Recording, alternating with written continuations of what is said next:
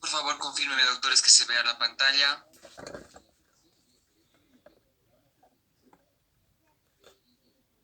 Sí, doctor. Ya, perfecto. Vamos a comenzar, doctores. Nuevamente tengan muy buenos días. Hoy empezamos con el repaso de obstetricia 2. Vamos a repasar todo lo restante ya obstetricia. Un poquito vamos a hacer el repaso acerca de embarazo gemelar, ¿sí? Tener en cuenta de que tenemos dos tipos de embarazos gemelares, uno que se llama monocigoto o uno que se llama dicigoto. Monocigoto es de que un óvulo fecundado es solamente un óvulo fecundado y este por algunas acciones se divide y puede formar dos productos que prácticamente tienen la misma característica. Cuando es monocigoto puede haber un embarazo que sea monoamniótico, biamniótico o bicorial también. El monocigoto representa en un 25% de todos los embarazos gemelares y el dicigoto, que es dos óvulos fecundados, por lo general siempre van a ser bicoriónicos y biamnióticos porque cada uno es independiente, representa el 75% de todos los embarazos gemelares, ¿ya? En función al embarazo disigótico tenemos las siguientes definiciones. Impregnación, ¿qué quiere decir? Si los óvulos son fecundados en un solo coito, ¿no? En la misma relación sexual son fecundados los dos óvulos. Superimpregnación, si los óvulos son fecundados en dos coitos, ¿no? Pueden ser separados un día del otro o de una relación sexual a otra. Superfecundación habla si los óvulos son fecundados en un mismo ciclo, que quiere decir en el mismo ciclo ovular que tiene la paciente, ¿no? Esto puede ser igual en función a días, puede ser semanas, solo que debe ser sí o sí del mismo ciclo. Mientras que superfectación es la fecundación de dos óvulos, de dos óvulos en ciclos distintos. Entonces puede ser que este mes la paciente tenía que menstruar, ovular, fecunda, y al siguiente mes, por X o Z razón, muy extrañamente, la paciente vuelve a ovular y se vuelve a embarazar, lo que provocaría que evidentemente son dos productos con edades gestacionales diferentes para cada uno. Respecto al embarazo monocigoto, ¿sí? Tenemos que tener en cuenta las definiciones en función a la división celular. Cuando la división ocurre entre el primer al tercer día, vamos a tener un embarazo bicorial y biamniótico, es decir, cada producto tiene su placenta y tiene su saco gestacional. Si la división celular es entre el cuarto al séptimo día, vamos a tener monocorial y biamniótico. ¿Qué quiere decir? Hay una sola placenta, pero cada producto tiene su propio saco gestacional. Cuando la división celular es entre el séptimo al decimotercer día, vamos a tener un embarazo monocorial y monoamniótico. ¿Qué significa? Una sola placenta y un solo saco gestacional para ambos. Y cuando la división celular ocurre después del día número 13, ahí tenemos los siameses en los productos. En un embarazo gemelar lo que puede aumentar más es el riesgo de presentar preeclampsia, placenta previa, polidramnios y restricción de crecimiento intrauterino a dependencia de uno de los productos. Es lo que más suele pasar. ¿Cómo va a ser la vía de atención del parto? Si el primer producto se encuentra encefálica o el pelviana, hacemos parto. Otra, si el segundo está encefálica o el pelviana, también podemos hacer parto. Si el primero está encefálica y el segundo está en transversa conversión, hacemos parto. Su libro es muy beneficioso para para todos los procedimientos de tensión del parto. ¿Cuándo se hace cesárea? Prácticamente única y exclusivamente cuando el primero está en transversa o cuando la paciente tiene cesárea previa. Entre comillas, para todo lo demás se debería realizar partos según su bibliografía. Pasamos un pequeño repaso acerca del trastorno hipertensivo del embarazo, ¿sí? Tener en cuenta la clasificación. Hipertensión gestacional es aquella hipertensión que se produce después de las 20 semanas de edad gestacional sin la presencia de proteinuria. Preeclampsia es la hipertensión producida igual después de las 20 semanas, pero aquí sí con una proteinuria mayor a 300 miligramos en orina de 24 horas. Eclampsia significa la presencia de convulsiones tónico-clónicas producidas por el trastorno hipertensivo de base de la paciente. Preeclampsia superimpuesta a hipertensión crónica es la paciente que ya tenía hipertensión crónica y en el embarazo actual además se añaden proteinuria o datos clínicos para preeclampsia. Y por entonces, ¿cuál es la definición de hipertensión crónica? La presencia de hipertensión, pero esta es previas a las 20 semanas de gestación o aquellas que ocurren después de las 12 semanas del posparto o poscesárea. Tenemos que tener en cuenta de que hay un apellido para decirle especialmente a la preeclampsia, ¿no? Que son los criterios de severidad, lo que es severo para la preeclampsia.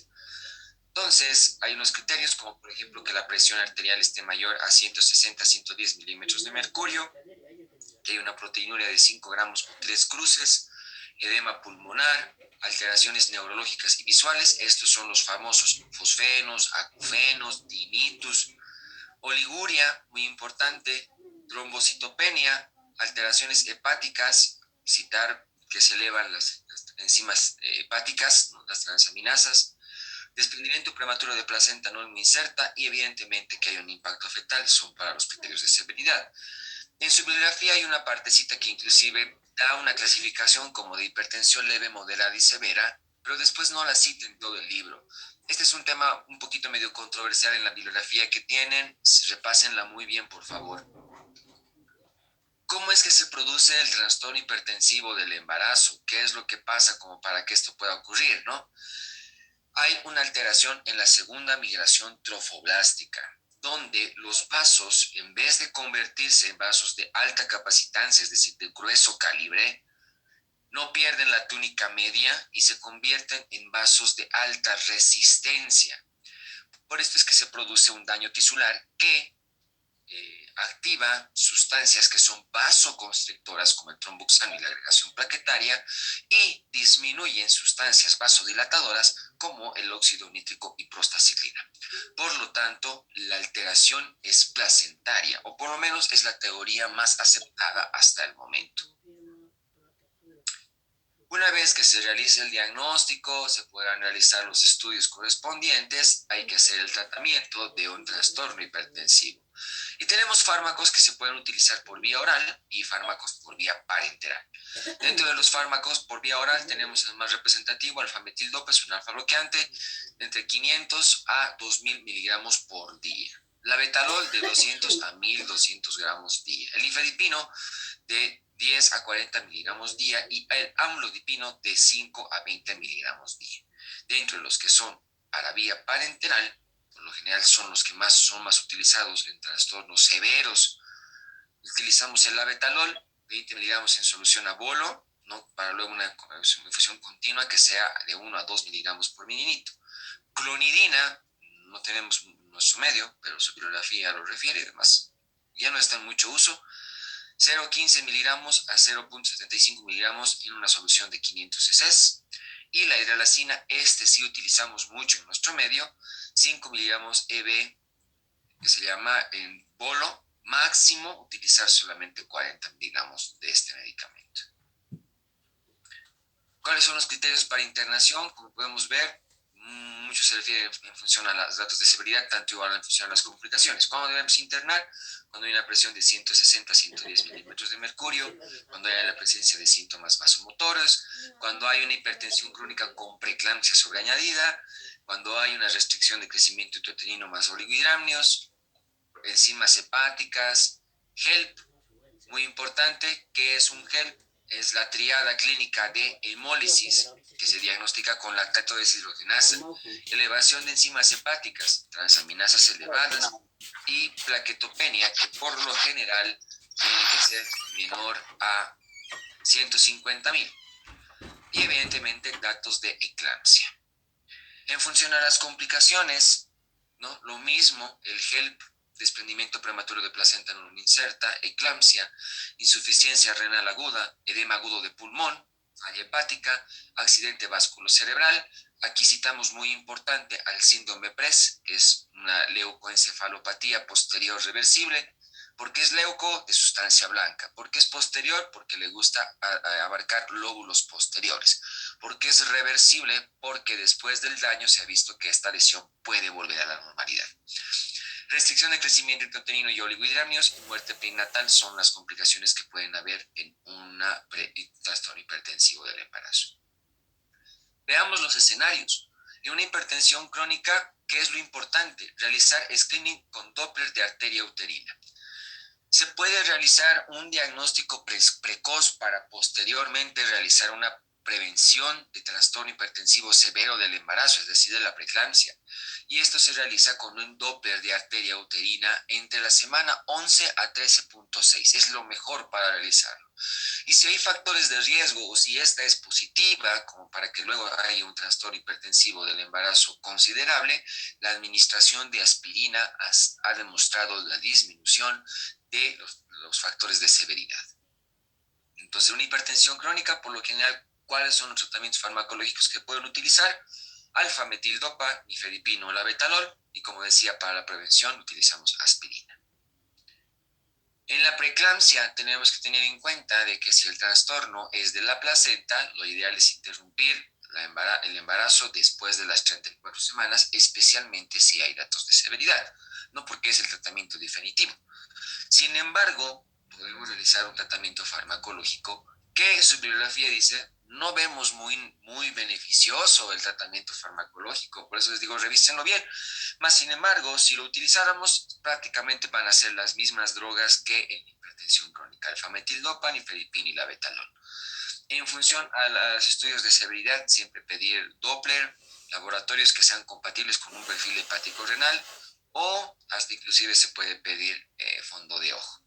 Recalcar que en todo caso de severidad se debe realizar el esquema SUSPA, que es la administración de sulfato de magnesio para la prevención de convulsiones. En un estado igual de convulsión, más sin embargo, lo que debemos realizar es la contención de la paciente, verificar el ABC con la vía aérea correspondiente, la administración del mejor anticonvulsivante durante el embarazo, que es sulfato de magnesio. Como les decía hace rato, la dosis para el SUSPAM un poquito difiere lo que se utiliza actualmente, ¿no? Hoy en día se utiliza de 4 a 6, si no me equivoco, su bibliografía refiere 5 gramos de sulfato de magnesio diluido en 100 mililitros, aunque su bibliografía dice 10, creo que es un error de taipeo, y pasarlo en un bolo lento entre 20 a 30 minutos, para luego utilizar una dosis en una solución de 1000. Ya vamos a ver con las preguntas luego. Sin embargo, si no, también podemos utilizar tiopental, diazepam y fenitoína en casos donde el sulfato de magnesio no sea tan efectivo. Más sin embargo, no hay nada mejor que el sulfato de magnesio. Utilizar antihipertensivos, y aquí sí los que son de severidad, como el abetalol y clonidina, y evitar el síndrome PRES que ya les había comentado hace un poco. Hacemos un pequeño repaso de la diabetes gestacional, sabiendo que es una intolerancia carbonatada, que igual más o menos que la preeclampsia tiene una connotación en función a la edad gestacional que se presenta después de las 20 semanas. Tenemos factores de riesgo como historias familiares de diabetes, diabetes gestacional en el anterior embarazo, obesidad, edades avanzadas en especiales, antecedentes de macrosomía fetal, antecedentes de aborto habitual, malformaciones, antecedentes de alto peso en el embarazo anterior, que es muy similar en función a la macrosomía, presencia de polidramnios y antecedentes de prematuridad. ¿Qué complicaciones hay? En el producto puede presentarse hiperinsulinismo fetal y por lo general presentan después hipoglucemia los productos. Hay distocia por la macrosomía, por lo general es de hombros la distocia que se presenta. Pueden haber malformaciones, especialmente en los casos donde la paciente ya era diabética, no lo es tanto cuando debuta con diabetes gestacional como tal.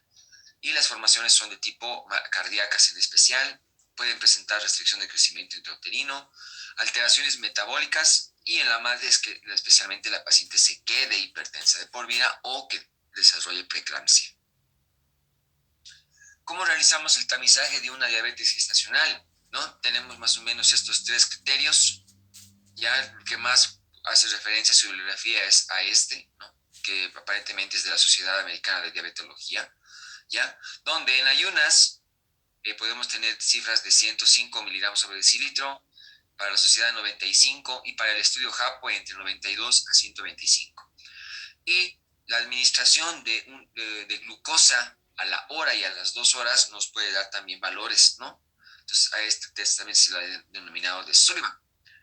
A la hora podemos tener valores de 190, 180 o para el JAPO también es de 180 miligramos sobre decilitro. A las 2 horas 165, para la Sociedad de Diabetes 155 y para el JAPO entre 153 a 199 miligramos sobre decilitro. Y a las 3 horas, el JAPO ya no hace el estudio con las 3 horas, sino que aquí sí tenemos 145 y para la sociedad 140 miligramos sobre decilitro.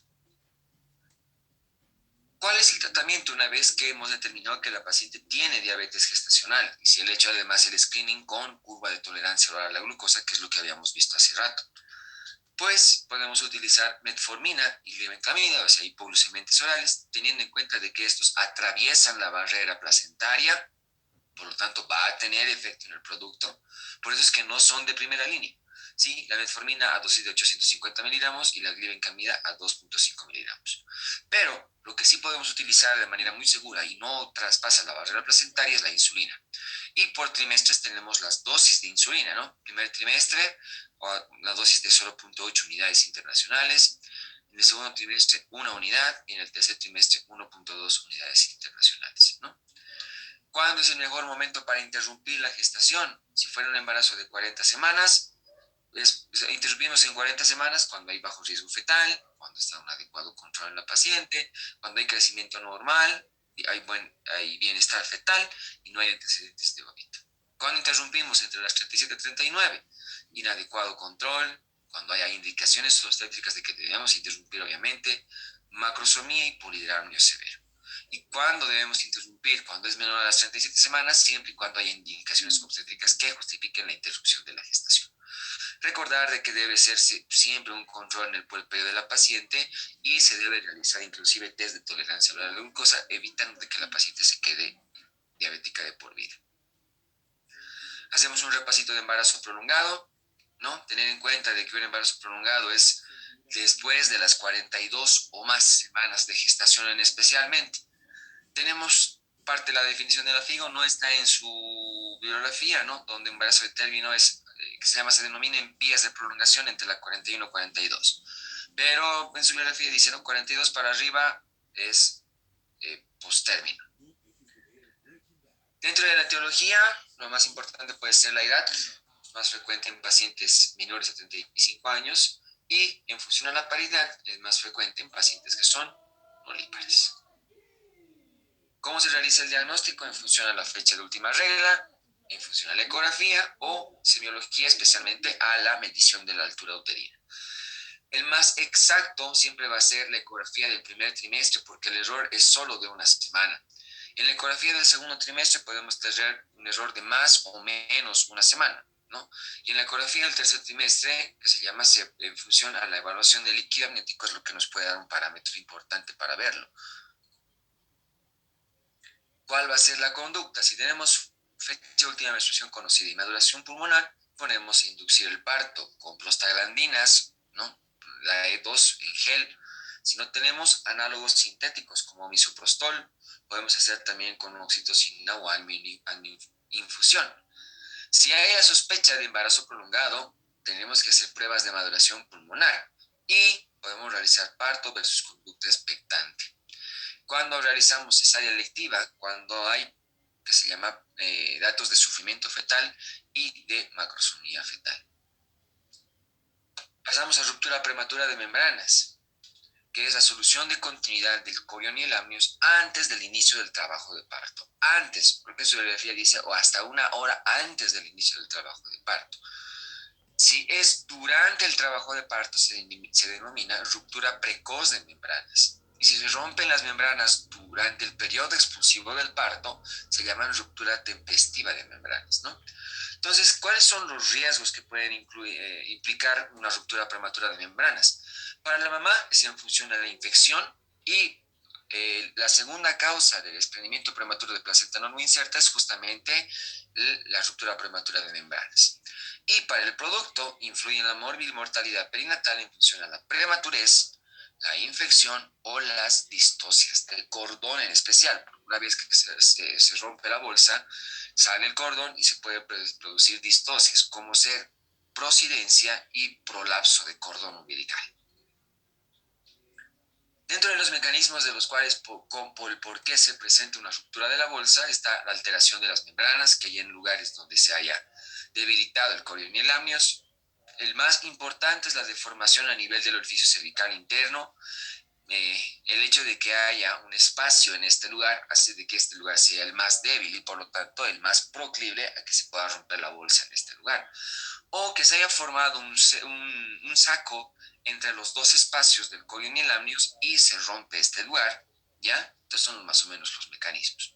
Y las causas son traumatismos, presencia de complejo infeccioso. Dentro de las infecciones, citar al complejo GAM, que es Gardnerella, Mobiluncus y Actinomyces, Neisseria y clamidia, pero el más importante es este estreptococo beta hemolítico del grupo B. Este es muy importante. Y otro dato importante es la incompetencia ismico-cervical, ¿no? Que más o menos está muy importante en función a la deformación a nivel de orificio cervical interno. ¿Cómo realizo el diagnóstico? En función a la clínica, en el examen genital, la paciente en posición ginecológica, ya sea con espéculo, se puede ver la salida del líquido amniótico a través del orificio cervical externo. Tenemos también pruebas de pH, también llamado test de nitracina, en el cual utilizamos unas tiras reactivas donde si hay ruptura de bolsa y se presenta líquido amniótico va a virar a color azul o un verde demasiado oscuro. Sí, aunque sin embargo estas pruebas, al igual que el test de cristalización, pueden tener falsos negativos, ya sea por el tiempo de evolución de la ruptura prematura de membranas, la presencia de orina, semen o alguna secreción vaginal por infección. El test de cristalización es llevar la secreción que se obtiene del orificio cervical, poner un portaobjetos sin fijación y ver la típica imagen en hojas de helena de lecho. La cristalización es por el cloruro de sodio que ocurre en el líquido amniótico, ¿no? Pero también tenemos pruebas de laboratorio y ecografía de índice de líquido amniótico que nos puedan colaborar en relación al diagnóstico. ¿Cuál es la conducta ante una infección ovular? Medidas generales: internar a la paciente, dejarla en reposo absoluto para que no pierda más líquido. Control de signos vitales, muy importante para ver de que no hayan datos de excitación del útero o que haya procesos infecciosos importantes como los criterios de Gibbs, que son fiebre mayor a 38 grados, taquicardia fetal, taquicardia materna, leucocitos y sensibilidad uterina, ¿no? Pedir pruebas de laboratorio y ecografía también, y la administración de antibióticos. Que el régimen más importante que coloca su bibliografía es el uso de ampicilina más gentamicina. Hola, Quinito. ¿Por qué ampicilina? Porque con este cubro este coco beta hemolítico del grupo B y gentamicina cubro las demás bacterias. Ante una conducta de 26 semanas o menos de edad gestacional, el producto es desfavorable. Y cuando se produce antes de las 20 semanas, se denomina embarazo extramembranoso, ¿no? Por lo general no compatible con la vida. En cuanto hay una conducta entre 27 a 33 semanas, si se cuenta con pruebas de madurez pulmonar y si hay madurez, interrumpir. Si hay ausencia de la madurez, el manejo es expectante y se debe realizar maduración pulmonar, que es con betametasona 12 miligramos cada 24 horas por 2 dosis o el uso de dexametasona, ¿ya? Y la administración de antibióticos es importante. Si es de más de 34 semanas, lo ideal sería realizar interrupción del embarazo. Si es por parto, inducir con oxitocina o con prostaglandinas, ya sea en función a la madurez del cuello, y si no evoluciona, recién realizaríamos cesárea, o esta sería de conducta de base ante la presencia de factores que indiquen la cesárea. Las preguntas, por favor, van a ser muy concretas, solo al final, por favor, ¿ya? Y a no olvidar el uso de antibióticos en esta etapa. Pasamos a las hemorragias de la primera mitad del embarazo, donde no vamos a tocar el tema de aborto porque lo han puesto aparte como otro tema. En este vamos a tocar prácticamente embarazo ectópico y embarazo molar. En un embarazo ectópico es la implantación del trofoblasto en un lugar alejado al endometrio, ¿no? Entonces podemos tener... Amor, ¿me estás hablando?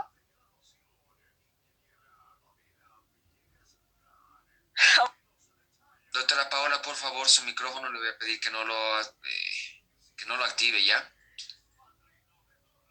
El embarazo tubárico es el más porcentaje, ¿no? Entre el 95 y 96%. De todos los embarazos tubáricos, el más frecuente es el ampular. El 80% la fecundación, o digo, la implantación ocurre en la ampolla. Un 12% es en el istmo, 2% es intersticial o en el cuerno y un 5% son en las fimbrias.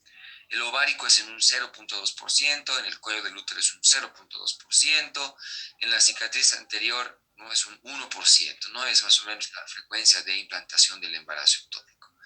Tenemos factores de riesgo, donde el uso del dispositivo intrauterino, procedimientos de infertilidad como inseminación artificial o fertilización in vitro, enfermedad pélvica inflamatoria, muy importante esta, se ha demostrado que en un antecedente de una enfermedad pélvica inflamatoria aumenta en un 15% el riesgo de embarazo ectópico. Si es un 2%, 35% de riesgo. Y si hay 3 antecedentes de enfermedades pélvicas inflamatorias, llega hasta 75% el factor de riesgo de presentar embarazo ectópico, ¿no?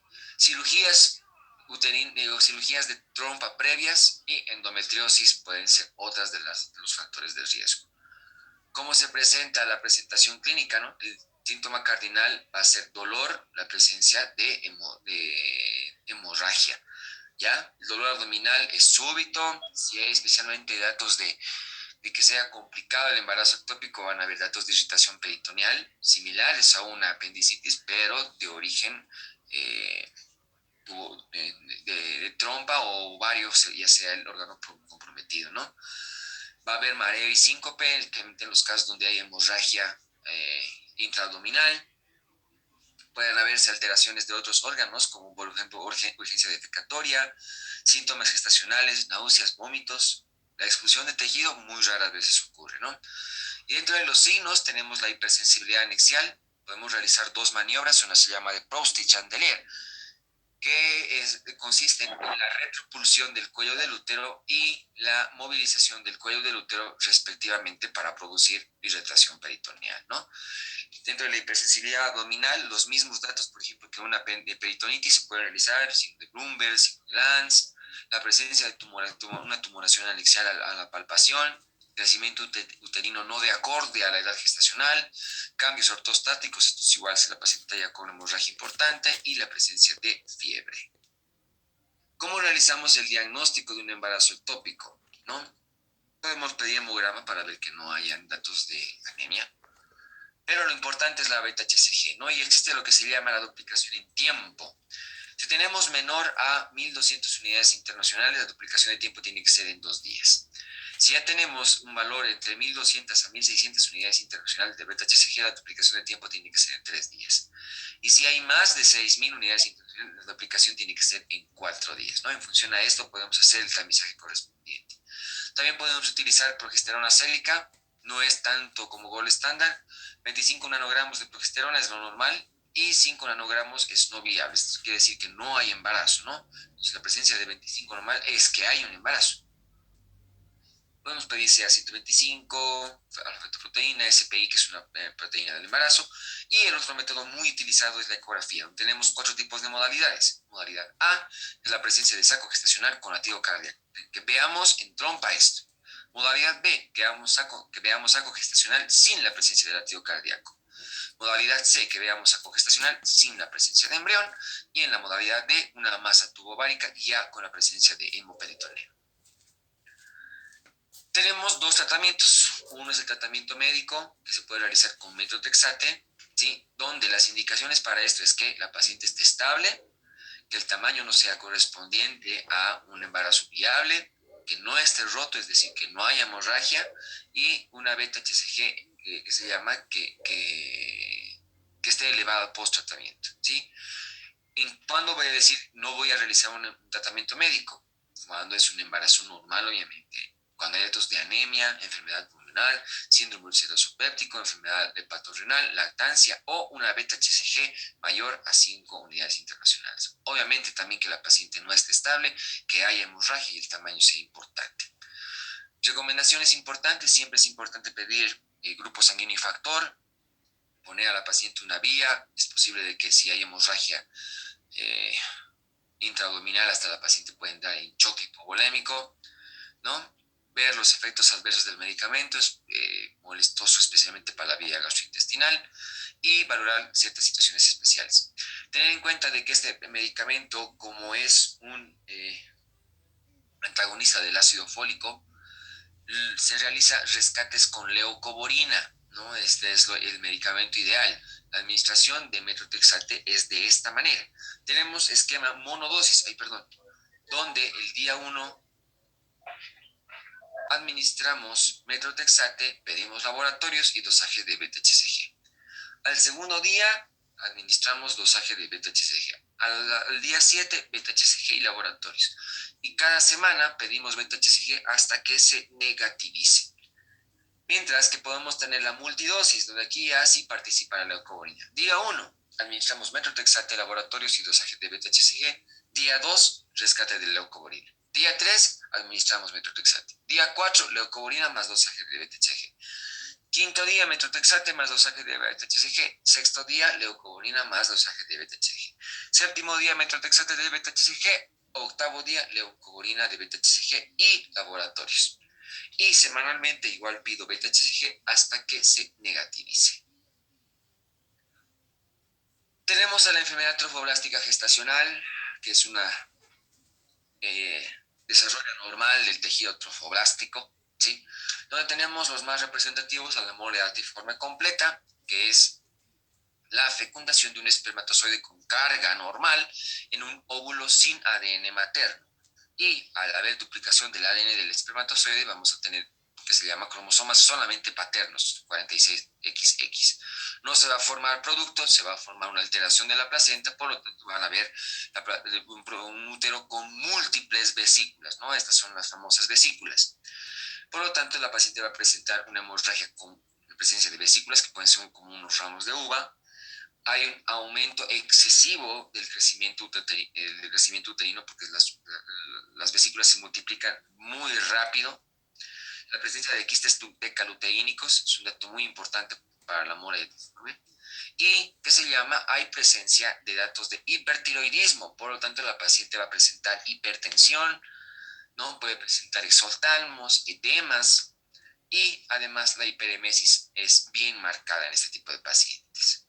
Todo lo contrario con la parcial, donde dos espermatozoides normales o un espermatozoide alterado con doble carga fecundan un óvulo normal. Por lo tanto, aquí se presenta un cigoto triploide, ¿no? Tiene 69 cromosomas. Por lo tanto, en estos casos sí puede haber el desarrollo de un producto y una alteración placentaria que puede o no tener vesículas. Por lo general, el producto fallece y es la alteración placentaria que en un 10% puede haber un tumor trofoblástico posterior. ¿Cuáles son los factores de riesgo para enfermedad trofoblástica? ¿No? Beta-HCG mayor a 100.000 unidades, las edades maternas mayores, tamaño uterino demasiado grande, los quistes tecaluteínicos, la recidiva y las aneuploidías en los productos. Tener en cuenta las incidencias. Mole datiforme completa ocurre entre el 1 en 1.250 a 2.000 embarazos. La parcial 1 en 10.000 embarazos. La mole invasora 1 en 15.000 embarazos. Y el coriocarcinoma, que es la presencia de alteraciones negativas del tumor placentario, ocurre en 1 en 40.000 a 60.000 embarazos. Para la neoplasia trofoblástica gestacional, la FIGO ha realizado 4 clasificaciones, donde el estadio 1 es una enfermedad limitada netamente al útero. En el estadio 2 hay una enfermedad extendida a órganos pélvicos. Estadio 3, enfermedad metastásica o pulmón o pelvis. Y en el estadio 4 hay metástasis a distancia. Tratamiento, pacientes con bajo riesgo, una escala del 0 a 6, es metrotexate y dactinomicina, además de primero hacer la evacuación. Pacientes con alto riesgo, etoposida, metrotexate, dactinomicina, ciclofosfamida y vincristina. Y en pacientes con ultra alto riesgo para neoplasia catafástica extensional, que se llama, utilizamos el esquema EMA, ya sea con esto, además de etoposida y cisplatino. Pasamos con la hemorragia de la segunda mitad del embarazo. Tener en cuenta, muy importante, que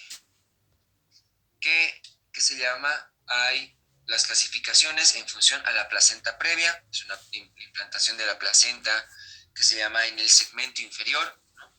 Se llama de inserción baja cuando este no tiene relación con el orificio cervical externo y está a una distancia de por lo menos 2 centímetros del orificio cervical. Placenta marginal, que es aquella que está al margen del orificio cervical interno. Placenta previa parcial es que cubre parcialmente el orificio cervical interno, y aquella, la placenta oclusiva total, es la que cubre totalmente el orificio cervical interno. ¿Cómo realizamos el diagnóstico? Clínicamente especialmente, ¿no? La hemorragia es rojo rutilante, indolora, intermitente, abundante, sin coágulos, el tono está normal y el feto está sin compromiso, ¿sí? Pueden presentarse distocias, por lo general no realizamos tacto vaginal y la ecografía siempre es el método de diagnóstico más importante.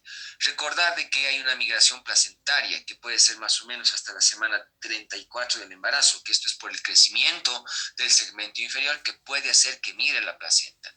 Más sin embargo, no, ¿qué se llama? Eso se ve con la ecografía, perdón. La otra entidad similar a no similar, pero que la otra entidad formadora parte de las hemorragias de la segunda mitad del embarazo es el abrupto placentario. De menor frecuencia, solamente el 0.2%. Dentro de las etiologías está la preeclampsia, los traumatismos y el polidramnios. El abruptio es el desprendimiento prematuro de la placenta antes del periodo del alumbramiento. ¿Qué se llama? Al haber un desprendimiento, se forma el hematoma retoplacentario y extravasación de la sangre, por lo tanto, produce infartos en lugares del útero, ¿no? Por eso se llama útero tigroide. ¿Qué se llama? A este útero que no se puede contraer posteriormente y prácticamente se necrosa, se le llama apoplejía de Cuvalier, ¿ya? Y puede haber tanto una hemorragia interna como externa. El diagnóstico: la hemorragia es rojo oscura, dolorosa, tardía, escasa, con coágulos, con hipertonía del útero, porque el hematoma retroplacentario hace de que el útero se contraiga. Hay compromiso fetal, llegando inclusive al óbito, y las membranas están tensas, ¿no? La hemorragia es interna la mayor parte de las veces, es escaso, por eso es que se ve la hemorragia externa. Se puede ver por ecografía, pero más importante es el diagnóstico clínico y el pronóstico es desfavorable. Por eso es que la mayor parte de las veces esta es una emergencia obstétrica que requiere de intervención urgente. Tenemos también a la entidad llamada acretismo placentario, que es una alteración de la placenta en función a la inserción. Normal es que se respete la decidua, ¿no? Se llama acreta cuando hay penetración del miometrio, pero sin sobrepasarlo. En la increta sí llega a sobrepasar miometrio, y en la percreta, que se llama, puede llegar hasta serosa o a órganos vecinos. Bien, doctores, denme por favor un minutito y empezamos con las preguntas.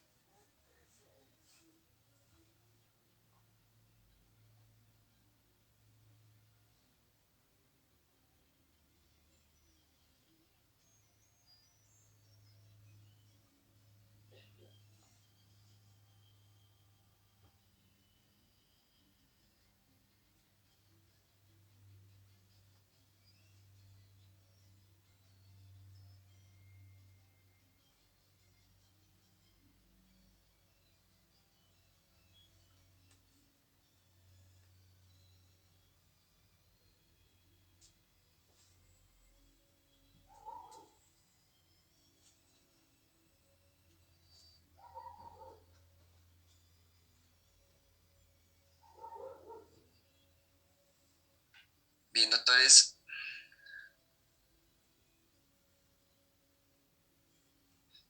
vamos a comenzar con las preguntitas, ¿ya? Y a ver, veo algún comentario. Me dicen, doctor, rotura uterina ya no es parte de hemorragia. Sí, solo que vamos a tardar muchísimo. Que se llama, no es tan relevante como los dos temas. Por ejemplo, en hemorragias de la primera mitad del embarazo también hay síndrome de anticuerpos antifosfolipídicos. Sí, pero es más corto, ¿no? Doctor, a ver, voy a responder solo estas dos y después las preguntas, por favor, ¿ya? Doctor, en caso de un embarazo múltiple heterotópico con saco gestacional en endometrio y otro saco en ovario, ¿cuál es el procedimiento? Operar el ovario y esperar a que el otro no esté normal, ¿ya? Pero eso no creo que les pregunten en el examen, doctores, por favor, seamos objetivos, ya, luego las preguntas. Bien, ustedes son dueños del chat y son dueños del micrófono, así que empezamos, ¿ya? Pregunta, ¿no es característica de los embarazos bivitelinos? Constituyen el 75% de los embarazos dobles, estallido de dos óvulos en el mismo ciclo ovárico, gemelos fraternos, también llamados bicorial o bicigoto, o tienen su origen en un solo óvulo. Eh, eh, la EDO.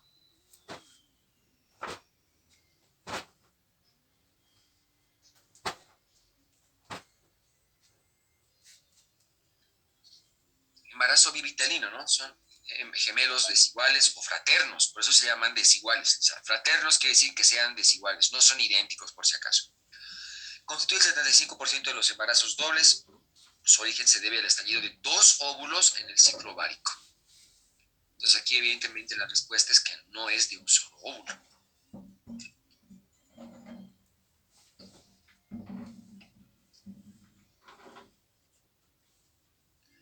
En el embarazo bivitelino, ¿cómo denominan cuando los óvulos son fecundados en dos coitos diferentes?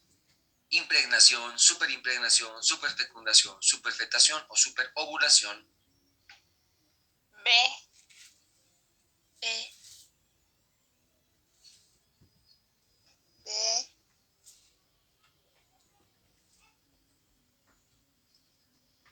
Si dos óvulos son fecundados en un solo coito, se constituye impregnación. Si son dos coitos diferentes, superimpregnación. Si corresponde a dos óvulos en el mismo ciclo, superfecundación. Y si proviene de dos ciclos distintos, superfectación. La respuesta es la B.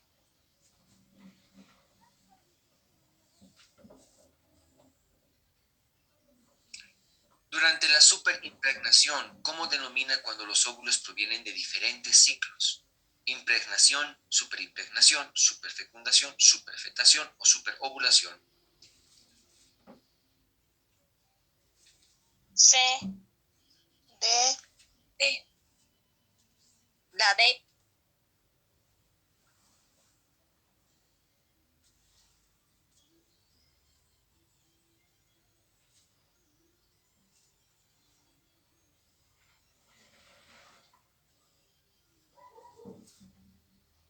Nuevo, doctores, ¿ya? Si corresponden a dos óvulos del mismo ciclo, se llama superfecundación, del mismo ciclo. Pero si son dos ciclos distintos, se llama superfectación. La respuesta es D.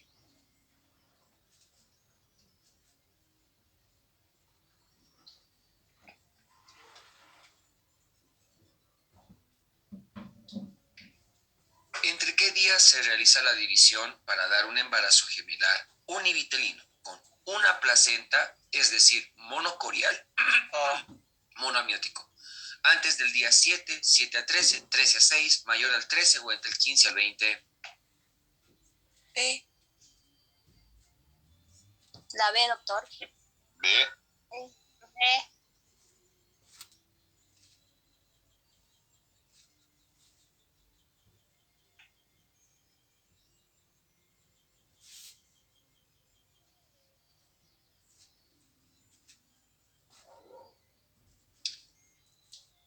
Ya, cuando la división se lleva a cabo entre el séptimo y el decimotercer día, ¿no?, del desarrollo, el resultado es un embarazo gemelar univitelino, que quiere decir una placenta, por eso es monocorial monoamiótico. Antes del día 7, dependiendo, igual van a ser o monocorial biamniótico o bicorial biamniótico, ¿no? Entonces, pero si es entre el séptimo y el tercer, monocorial monoamniótico.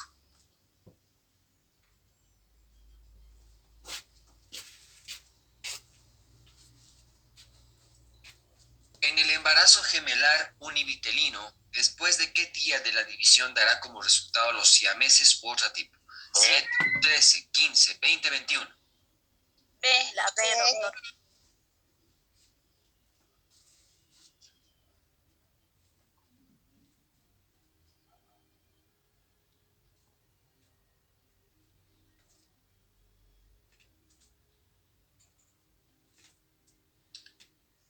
Si la división se hace después del día 13, dará luego la aparición a monstruosidades como los siameses u otro tipo de deformaciones, ¿no? Unión de un feto parásito sobre un gemelo huésped autócito. Después del día 13.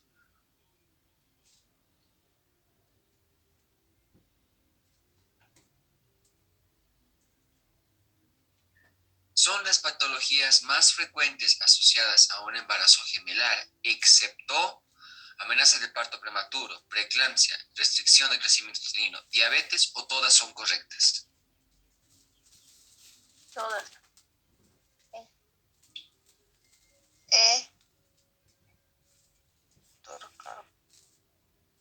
D.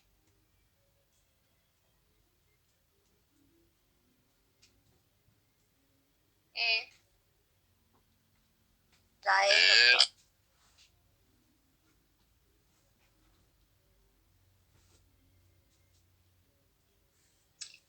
Se denomina, ya, conducta obstétrica. Una vez realizado el diagnóstico del embarazo